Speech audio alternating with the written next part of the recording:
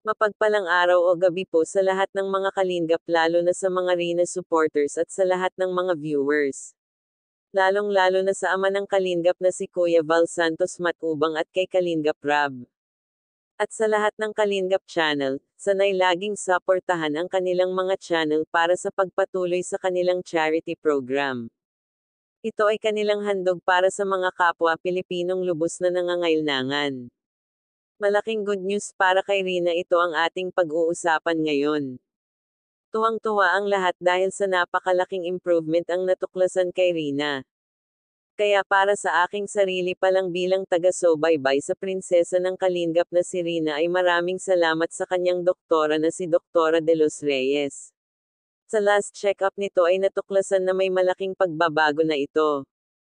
Dahil una ay nalaman ni Doktora na nakapagluto na si Rina sa kanyang sarili, kahit sabihin man natin na kaunti lang, pero at least nakita ang pagbabago ni Rina.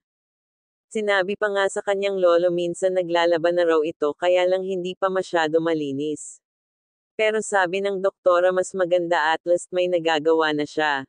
Kahit si Kalinga Proda ay natuwa noong nakaraan na bumaba pa si Rina dahil nag-study ng mag-isa sa baba.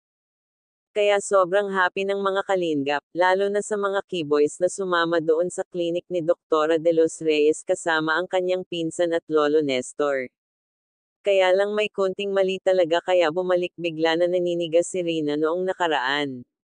Sabi pa ng doktor ay baka overdose daw ito dahil pinainom sa kanyang lolo ng gamot na galing sa kanilang center na magkapareho pala ang function sa gamot na nireseta niya kay Rina. Kaya malaki ang kanilang paniniwala na baka nag-overdose daw ito, kaya pinayuhan si Lolo Nestor na mag-ingat, kaya para sa iba pang update sanay sundan lang palagi ang munting channel kong ito, at sa lahat ng Kalingap channel kung saan updated tayo kay Rina, lalo na sa ama ng Kalingap na si Kuya Val Santos Matubang at Kalingap Rab channel, huwag pong kalimutan i-like at i-subscribe at pindutin ang notification bell para sa iba pang update. God bless all.